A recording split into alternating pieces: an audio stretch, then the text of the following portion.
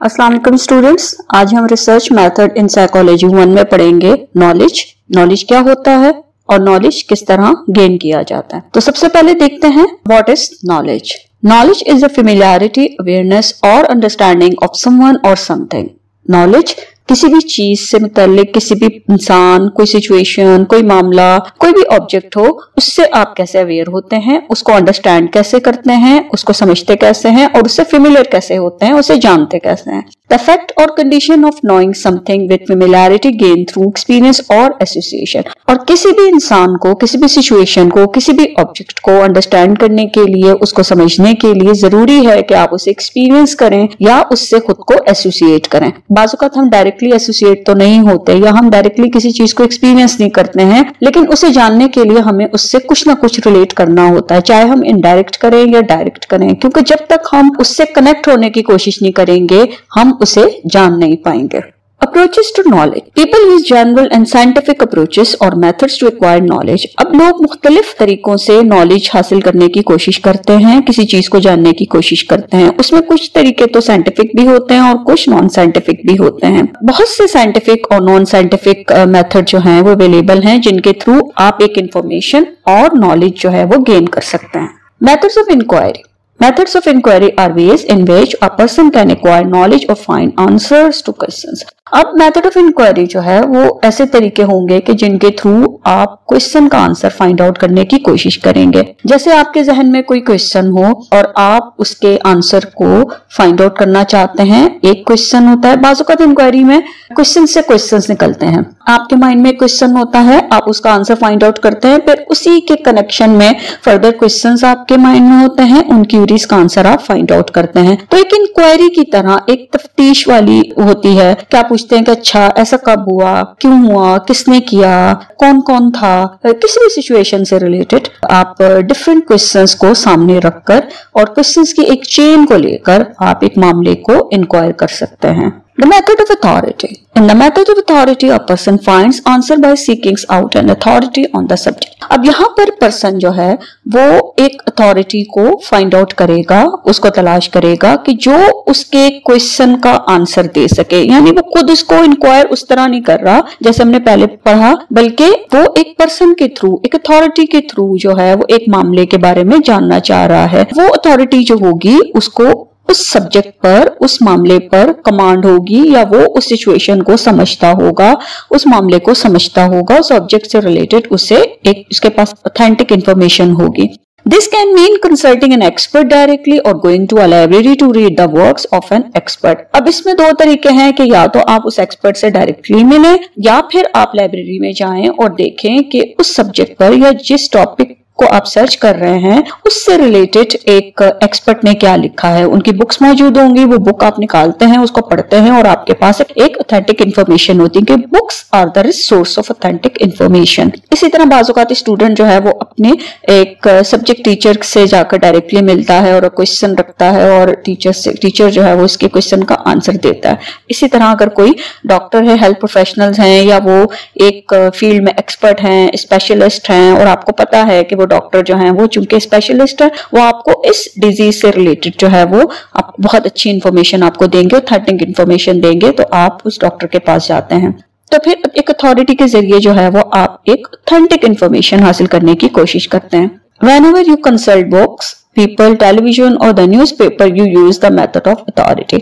जब कभी आप बुक्स पढ़ेंगे, किसी एक्सपर्ट से मिलेंगे, टेलीविजन, न्यूज़पेपर के जरिए इंफॉर्मेशन हासिल करने की कोशिश करेंगे, तो वो मेथड ऑफ अथॉरिटी होगा। Method of faith. People sometimes accept the word of an authority simply because they have complete trust in the authority figure. कुछ लोग ऐसे हमारे इर्द गिर्द होते हैं कि जिनकी बात पर हमें बहुत यकीन होता है और जो हमारे लिए बड़े रिलायबल होते हैं। तो ऐसे अफराद अगर कुछ कहते हैं, कोई छोटी सी बात भी कहते हैं, तो हम फौरन उनकी बात पर यकीन कर लेते हैं। The method of faith is a variant of the method of authority in which people have unquestioning trust in the authority and therefore accept information from the authority without doubt or challenge. और यहाँ पर जब वो authority figure उन्हें किसी किस्म की कोई इंफॉर्मेशन देता है तो पर्सन जो है वो बगैर किसी शक के, शुबे के और उसे एक्सेप्ट कर लेता है, उसे चैलेंज नहीं करता, क्योंकि उसको इस बात का ट्रस्ट होता है कि इस पर्सन ने जो भी कहा है बिल्कुल ठीक है। For example reading religious text और having faith in imams, priest, pastors and so on. अब यहाँ पर देखें कि अगर किसी की कोई रिलीजियस बुक है तो उस बुक में जो भी लिखा होगा पर्सन उसे यकीन करेगा। और इसी तरह हमारे जो रिलीजियस लीडर हैं, स्पिरिचुअल हीलर होते हैं, और या हमारे कम्युनिटी मेंबर्स हैं, और हमारे इर्द गिर्द हमारी सोसाइटी में ऐसे लोग हैं कि जिनकी बात पर हम आंखें बंद करके यकीन करते हैं कि अगर किसी के कोई एक स्पेसिफिक फिरके से है, अगर उस स्पेसिफिक फिरके के किसी बड़े ने, लीडर ने एक बात कही है, लोग उस पर यकीन करते हैं और उसे मानते हैं और वो उसे झुठला नहीं सकते। इसी तरह बहुत से लोग हैं, लोगों के अपने ग्रुप्स लीडर होते हैं, पॉलिटिशियन होते हैं, जिनकी बात उनके लिए बड़ी अहमियत की हामिल होती है और वो उसे किसी भी तरह इनकार नहीं करते हैं। Method of intuition. In the method of intuition, information is accepted as true because it feels right. अब यहाँ पर इंफॉर्मेशन जो है वो एक्सेप्ट कर ली जाती है, पर्सन उसे एक्सेप्ट करता है, उसे सच मानता है क्योंकि उसे लगता है कि जो इंफॉर्मेशन उसके पास है वो ठीक है। With intuition, a person relies on hunches and instinct to answer questions. Basically intuition होता क्या है कि इल्हाम होता है, जैसे विजदान होता है, जैसे अक्सर लोग क्लेम करते हैं कि उनकी सिक्स सेंस बड़ी तेज है, उन्हें जो ख्याल आता है और वैसा कुछ अरसे के बाद हो जाता है, या उनके बार बार उनके जहन में ये ख्याल आता है कि ऐसा होना चाहिए, ऐसा करना चाहिए, ये ठीक है, तो वो उन चीजों को देखते हैं, उन पर रिलाई करते हैं और अपने क्वेश्चंस के आंसर को फाइंड आउट करने की कोशिश करते हैं, और उन्हें लगता है कि इस तरीके से उनके पास जो नॉलेज है वो बेहतर है। This method is the quickest way to obtain the answers. अब ये मेथड जो है बहुत तेजी से जो है वो आपके क्वेश्चन का आंसर देता है, क्योंकि यहाँ आपको किसी के पास जाने की जरूरत ही नहीं है, ना आपको किसी अथॉरिटी से मिलने की जरूरत है, ना किसी एक्सपर्ट की हेल्प चाहिए, ना आपको लाइब्रेरी जाने की जरूरत है। आपके तो जहन में जो चीज आ रही है और आपको जो ख्यालात आ रहे हैं, जो इल्हाम हो रहे हैं, आप उन्हीं पर रिलाई कर रहे हैं। The prediction and description given by psychics are thought to be intuitive. और इसी तरह बहुत से लोग किसी भी मामले से रिलेटेड पेशेंट गोई कर देते हैं, और उनके सामने जब कोई मामला डिस्कस किया जाता है तो वो अपने इल्हाम या विजडम के थ्रू उस मामले को डिस्क्राइब भी करते हैं और उससे रिलेटेड प्रिडिक्शन भी दे देते हैं कि आगे चल के ऐसा हो सकता है और हो सकता है ये पर्सन ऐसा करे। और ऐसे भी लोग आपने देखे होंगे कि जिनकी प्रिडिक्शन जो है वो किसी मामले से रिलेटेड जो कुछ अरसे के बाद सच भी साबित हो रही होती है। ये भी एक क्वालिटी है, एक एबिलिटी मौजूद होती है एक पर्सन में कि वो किसी मामले को जानने की कोशिश करता है, नॉलेज लेने की कोशिश करता है। Method of tenacity. In the method of tenacity, information is accepted as true because it has always been believed or because superstitious supports it. अब यहाँ पर मेथड ऑफ टेनासिटी में कोई भी पर्सन जो है उसके पास उसको जो इन्फॉर्मेशन मिलती है उस इन्फॉर्मेशन को वो यकीन कर लेता है, सच मान लेता है, क्योंकि उसके जो सुपरस्टिशियस बिलीव्स हैं वो उसको सपोर्ट कर रहे हैं। This method is based on habits और सुपरस्टिशन, और ये उसके मेथड जो है वो बेस करता है पर्सन की हैबिट्स पे भी और उसके सुपरस्टिशंस पर भी। Tenacity describe a willingness to accept an idea as valid because that idea has been accepted for a long time, कि बहुत अरसे से एक चीज चली आ रही है और एक उसके पास इंफॉर्मेशन है और कई नस्लों से भी ये काम हो रहा होता है, तो वो उसको एक्सेप्ट कर लेते हैं। आपने अपने इर्द गिर्द लोगों को ये कहते सुना होगा कि नहीं हमारे तो बाप दादा से ये चीज चली आ रही है, हमारे तो बहुत पुराने जमाने से ये चीज होती चली आ रही है और ऐसे ही होता है, और उनके पास कोई इन्फॉर्मेशन होती है तो वो कहते हैं कि जी बिल्कुल ऐसा था, हमारे बड़े ऐसे कहा करते थे और हमारे उस जमाने में भी ऐसा होता था और इतने अरसे से ये हो रहा है, तो वो उस इंफॉर्मेशन को राइट मानते हैं। वो समझते हैं कि उनके पास जो नॉलेज इतने सालों से ट्रांसफर हो रहा है वही एक्यूरेट है, वही वैलिड है। Rational method. The rational method involves seeking answers by logical reasoning. अब रैशनल मेथड में पर्सन जो है वो लॉजिक्स को यूज करेगा, उस लॉजिक्स को यूज करते हुए किसी भी मामले को रीजन आउट करेगा। Premise statements are sentences used in logical reasoning that describe facts or assumption. जो premise statements है वो sentences जो उसको हेल्प आउट करेंगे किसी भी मामले को रीजन आउट करने में, कि जिनके थ्रू वो फैक्ट्स को डिस्क्राइब करेगा, जो assumptions मौजूद हैं, जो मफरूजे मौजूद हैं और जो हकीकत मौजूद है, जो एविडेंसेस नजर आ रहे हैं उनको वो यूटिलाइज करेगा। An argument is a set of premise statements that are logically combined to yield a conclusion। अब इस पर जो arguments होंगे वो भी उनमें वही premise statements होंगी कि जिसमें facts की बात होगी, जिसमें बहुत से assumptions की बात होगी, जिसमें logics होंगी, उनको combine करते हुए एक नतीजे पर पहुंचने की कोशिश की जाएगी। यानी आप ऐसे words यूज करते हैं, ऐसे phrases यूज करते हैं उन facts को लेकर, लॉजिक्स को लेकर, और उनको वो कंबाइन करते हैं और इस तरीके से उसको डिस्क्राइब करते हैं कि सामने एक कंक्लूजन आपको मिले, एक नतीजा आपको मिले और एक क्लियर कट चीज आपके सामने हो कि ये ऐसे है। Method of empiricism. The method of empiricism uses observation or direct sensory experience to obtain knowledge। अब method of empiricism में पर्सन ऑब्जर्वेशन भी करेगा और डायरेक्टली चीजों को एक्सपीरियंस करने की कोशिश करेगा, यानी अपने सेंसेस को यूज करते हुए वो किसी सिचुएशन को हैंडल करेगा, किसी मामले को देखेगा और उसे जो भी इंफॉर्मेशन उसके पास आएगी वो उसे एक्सेप्ट करेगा। This method is a product of the empirical view point in philosophy which holds that all knowledge is acquired through our senses. अब ये वाला जो मेथड है ये फिलोसफिकल पॉइंट ऑफ व्यू से इसका एक बड़ी इंपॉर्टेंस है, क्योंकि ये चीज कंसीडर की जाती है कि हमें जो भी इंफॉर्मेशन हमें मिलती है या हम जो नॉलेज गेन करते हैं बेसिकली हम अपने सेंसेस को यूज करते हैं। हम अपनी आंखों से देखते हैं, हम सुनते हैं, हम महसूस करते हैं, हम उस पर गौर फिक्र करते हैं, हम अंडरस्टैंड करते हैं। तो हम अपने सेंसेस के थ्रू जो इंफॉर्मेशन लेते हैं वो बड़ी एक एम्पिरिकल, एक बड़ी वैलिड इंफॉर्मेशन होती है। In many instances the method of empiricism provides an easy direct way to answer the questions. बहुत सारी आप ऐसी मिसालें हैं कि जहां पर एम्पिरिसिज्म का जो मेथड होगा वो बड़ी जल्दी और डायरेक्ट आपको आंसर देता है, क्योंकि आपने खुद उस मामले को देखा है, खुद उस मामले को समझा है, खुद उस मामले के डायरेक्ट आपने एक इंफॉर्मेशन ली है, अपने सेंसेस को यूज किया है, तो आपको वो बड़ा एक आसानी से आपको वो इंफॉर्मेशन मिल जाएगी। However, this method of inquiry also has been some limitation, लेकिन इसकी आपको कुछ लिमिटेशंस भी मिलेंगे। Scientific approach to knowledge.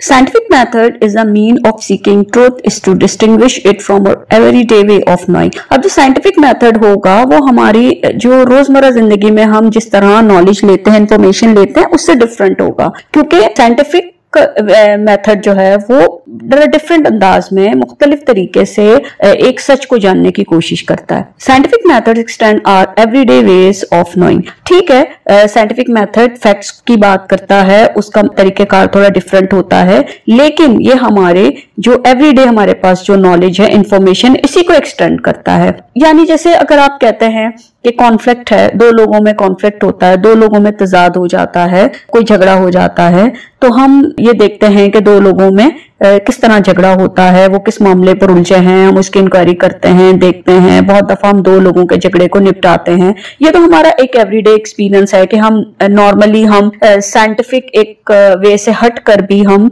एक आम इंसान की तरह इस मामले को देखते हैं, परखते हैं। लेकिन जब साइंटिफिक वे में कॉन्फ्लिक्ट पर बात की जाएगी, कॉन्फ्लिक्ट पर को एक्सप्लोर किया जाएगा, उस पर रिसर्च की जाएगी, कंट्रोल कंडीशन में ऑब्जर्वेशन की जाएगी, तो उससे जो इंफॉर्मेशन हमारे पास आएगी वो हमारे इसी एवरीडे या हमारी एक आम जिंदगी में होने वाले मामले से रिलेटेड ही हमें जो है वो एक नॉलेज, फर्दर नॉलेज प्रोवाइड कर रहा है मेथड, और हमें हमारे इस नॉलेज को एक्सटेंड कर रहा है, बढ़ा रहा है। यानी जो कुछ हमारी जिंदगी में होता है हम बेसिकली उसी नॉलेज को एक्सटेंड करते हैं with the use of scientific method. Scientific method is empirical and requires systematic control observation। Scientific method चूंकि एक आम मेथड से, एक जनरल मेथड से डिफरेंट है, इसलिए यहाँ पर आपको एक सिस्टमैटिक वे में काम करना होगा और कंट्रोल कंडीशन में करना होगा। कंट्रोल ऑब्जर्वेशंस होंगी कि यानी आप किसी बस स्टैंड पर खड़े होकर किसी को ऑब्जर्व करते हैं, आप यूनिवर्सिटी गेट पर खड़े होकर ऑब्जर्व करते हैं, किसी कैफेटेरिया में कर रहे हैं, मार्केट में कर रहे हैं, अपने मोहल्ले में कर रहे हैं,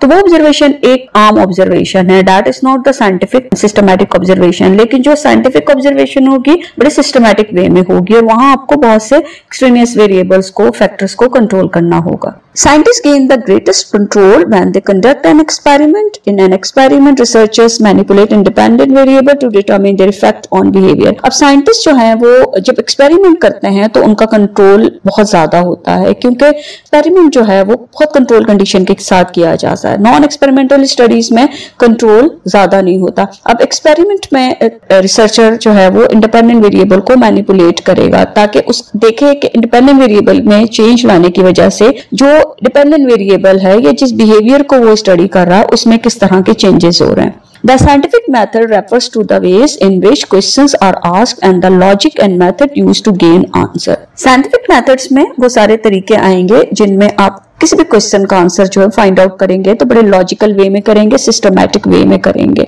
to approaches are involve in scientific method. दो तरह की अप्रोचेस आपको मिलेंगी, एक एम्पेरिकल अप्रोच है और दूसरी स्केप्टिकल अप्रोच है। An empirical approach relies on direct observation experimentation for answering the questions. अब जो empirical approach होगी वो direct observation है।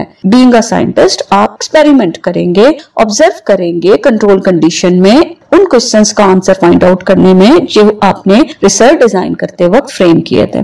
It is perhaps the most important characteristics of the scientific method और ये इस scientific method की एक बहुत important characteristic है।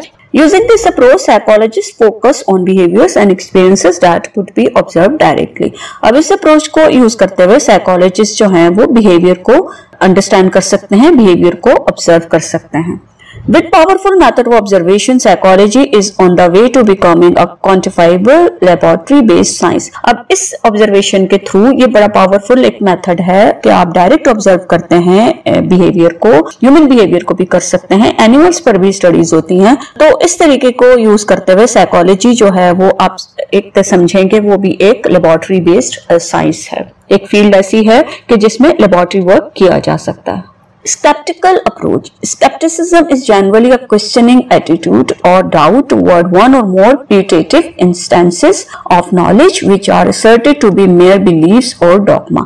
अब skepticism में क्या होता है कि एक इंफॉर्मेशन आपके सामने मौजूद है, आप उस पर क्वेश्चन उठाते हैं, उसको चैलेंज करते हैं, उस पर ऑब्जेक्शन करते हैं। यहाँ ऑब्जेक्शन जो है वो बहुत, आप ये समझ लें कि ये ऑब्जेक्शन जो है ये बहुत वैल्यूएबल होते हैं। यहाँ ऑब्जेक्शन का मतलब या क्रिटिसिज्म का मतलब किसी को हर्ट करना नहीं होता, ये बड़े हेल्दी क्रिटिसिज्म होता है। जब आप किसी के साइंटिफिक पेपर पर कोई क्वेश्चन उठाते हैं, उसमें कुछ फ्लॉज को फाइंड आउट करते हैं, लिमिटेशंस को आइडेंटिफाई करते हैं या किसी बिलीफ को चैलेंज करते हैं, तो ये हेल्दी क्रिटिसिज्म होता है। और इसका मकसद ये होता है कि आपने फर्दर इसको एक्सप्लोर करना है और एक्यूरेट इंफॉर्मेशन जो है वो सामने लेकर आनी है, इस मामले को, सिचुएशन को मजीद परखना है। तो ये एक बहुत एक बेहतर एक अप्रोच होती है, क्योंकि इस अप्रोच को लेकर आपके जहन में किसी भी मामले से रिलेटेड बहुत से क्वेश्चंस आ सकते हैं। जब तक वो क्वेश्चन आपके जहन में नहीं होंगे आप उनका आंसर फाइंड आउट नहीं कर पाएंगे। और कुछ चीजें ऐसी होती हैं, नॉलेज ऐसे होते हैं कि जो आपको लगता है कि ये सिर्फ लोगों का बिलीव है, एक उनका अकीदा बन चुका है, एक उनका बिलीव है कि ऐसे होता है, जरूरी नहीं है कि ऐसे हो। A scientific or empirical skeptic is one who questions beliefs on the basis of scientific understanding and empirical evidences. अब जो scientific और empirical skeptic होगा वो क्या होगा कि एक पर्सन जो है, साइंटिस्ट जो है, वो क्वेश्चन कर रहा है कि जो भी आपकी अपनी साइंटिफिक जो उसकी अंडरस्टैंडिंग मौजूद है, जो एविडेंसेस मौजूद है, उनको सामने रखते हुए वो एक बिलीफ से रिलेटेड क्वेश्चन कर रहा है, उसको चैलेंज कर रहा है। Scientific skepticism may discard beliefs pertaining to purported phenomena not subject to reliable observation and thus not systematic or testable empirically. अब जो scientific skepticism होगा वो ऐसे तमाम beliefs को वो रिजेक्ट करेगा, उस पर क्वेश्चन उठाएगा कि जो उस तरह रिलायबल नहीं है, जिन्हें कोई कंट्रोल कंडीशन में या बहुत सिस्टमैटिक वे में, साइंटिफिक वे में उनको ऑब्जर्वेशन के थ्रू हासिल नहीं किया गया है, सिस्टमैटिकली उसको फाइंड आउट नहीं किया गया, उन्हें टेस्ट नहीं किया गया और ना ही उनसे रिलेटेड फैक्ट्स हैं। जैसे हमने पहले पढ़ा कि जो नॉन साइंटिफिक अप्रोच में कि कुछ लोग जो हैं वो एक सुपरस्टिशियस बिलीफ को लेकर चलते हैं, या बहुत लंबे अरसे से एक जमाने से एक चीज होती चली जा रही है, इंफॉर्मेशन आ रही है उनके पास और उसको वो सच मान लेते हैं, हालांकि उससे रिलेटेड उनके पास कोई एविडेंस नहीं है, कोई लॉजिक नहीं है। तो जो साइंटिफिक अप्रोच होती है वो इस तरह की बहुत सारे चीजों को, मामलात को चैलेंज भी करती है और ऑथेंटिक इंफॉर्मेशन और fact based, evidence based information जो है वो प्रोवाइड करती है। Most scientists, being scientific skeptics, test the reliability of certain kinds of claims by subjecting them to a systematic investigation using some type of the systematic method. और बहुत से scientist जो हैं वो स्केप्टिक साइंटिफिक मेथड को use करते हुए, समझते हुए बहुत सारे क्लेम्स को जो है वो टेस्ट करते हैं ताकि उन्हें जो है वो सिस्टमैटिक इन्वेस्टिगेशन के थ्रू जो है वो देखा जाए, परखा जाए। As a result, a number of claims are considered as pseudoscience if they are found to improperly apply or ignore the fundamental aspects of the scientific methods. और इसीलिए बहुत सारे ऐसे मामलात हैं जिनको pseudoscience जो है वो कंसीडर किया गया कि वो साइंटिफिक नहीं है, वो ऐसे क्लेम्स किए गए हैं, बहुत सी ऐसी बातें हैं, बहुत से ऐसे क्लेम्स हैं, दावे किए गए हैं कि जो साइंटिफिक नहीं है, जिनके फंडामेंटल्स जो है वो जिनकी बुनियाद में कोई ऐसी साइंटिफिक चीज नहीं है, कोई साइंटिफिक मेथड को यूज करते हुए उन्हें जो है वो प्रूव नहीं किया गया, इनसे रिलेटेड किस किस्म के कोई एविडेंस मौजूद नहीं है। Comparison of scientific and non-scientific approaches to knowledge. Scientific approach is empirical while non-scientific approach is intuitive. अब यहाँ पर जो scientific approach है वो empirical है, यहाँ पे evidence based बात की जाती है, systematic way में study किया जाता है, जबकि non-scientific approach में इंसान अपने ख्यालात को यूज करता है, अपने इल्हाम को या उसकी कोई सिक्स विजडम है उसे यूज कर रहा है, या उसके जहन में कोई और ऐसा बिलीफ मौजूद है उसको यूज करते हुए वो काम कर रहा है। क्रिटिकल एंड स्केप्टिकल, अब यहाँ पर साइंटिफिक अप्रोच में क्रिटिकल एक वे इख्तियार किया जाता है, और ये मैंने पहले भी बताया कि क्रिटिकल वे का मतलब ये नहीं है कि आप किसी को हर्ट कर रहे हैं।